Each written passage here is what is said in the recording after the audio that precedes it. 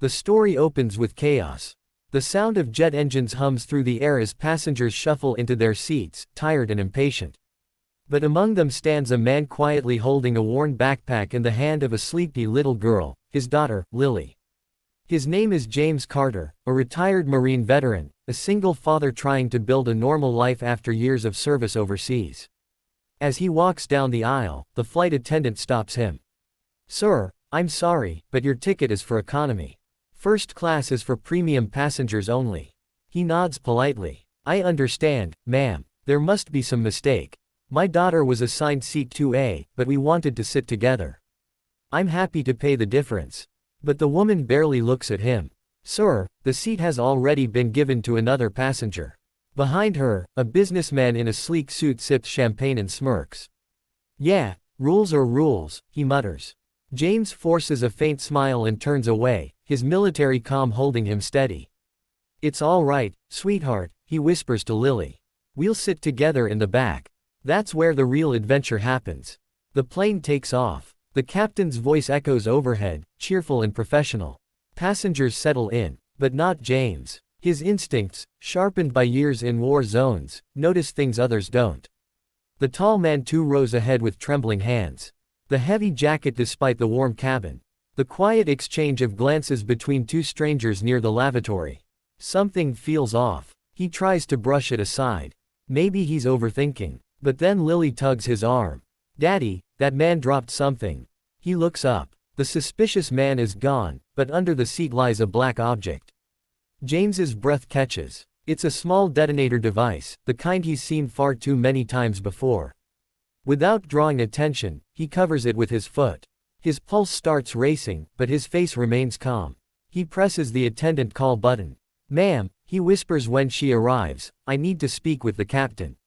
Quietly. She frowns, confused. "Sir, I can't. Now," he says softly, but there's a power in his voice that makes her freeze. Moments later, James is led to the cockpit. He explains everything, every detail, every instinct. The captain listens, skeptical at first. "Are you sure?" James locks eyes with him. "I've seen this before. You've got maybe 10 minutes. Suddenly, alarms blare. The suspicious men make their move, one heading toward the cockpit, another standing in the aisle with something clutched in his hand. Panic erupts. Passengers scream, ducking under seats. But James moves faster than thought. His training takes over. He lunges forward, tackling the man near the aisle, twisting his wrist until the weapon clatters to the floor. The second man shouts, reaching for the cockpit door, but James throws himself in front of him, slamming the emergency bulkhead shut. Lily screams for her dad. The flight crew rushes to protect the passengers as James fights off the attackers, using nothing but his instincts and courage. A struggle breaks out, punches, chaos, panic, and then, silence. James emerges, blood on his sleeve but calm in his step. The hijackers are restrained. The detonator is safely disarmed. He hands it to the captain, his voice steady. "You can land safely now." The passengers, moments ago strangers, burst into applause. Even the man in first class, the one who smirked earlier, can't look him in the eye. He stands, approaches James, and says quietly, "I'm sorry. I judged you." James just nods. "It's all right. Just be kind next time. You never know who's fighting their own battles." When the plane lands, emergency crews rush aboard. Cameras flash. But James doesn't stay for interviews or attention.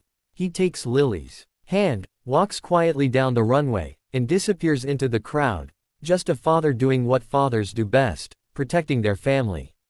Later that night, a news anchor's voice fills every living room. A retired Marine saved nearly 200 lives today on Flight 317 after a suspected hijacking attempt. The single father's bravery reminds us all that heroes don't always wear uniforms, sometimes, they sit quietly in economy class. And somewhere, in a small apartment lit by the warm glow of a bedside lamp, Lily looks up at her dad and says, "Daddy, you're my hero." He smiles faintly, tucking her into bed. "No, baby, I'm just your dad." But as he closes the door, his eyes glisten, not from pride, but from gratitude. Gratitude that this time, he got to save lives without losing his own. The message fades in softly for viewers watching the video.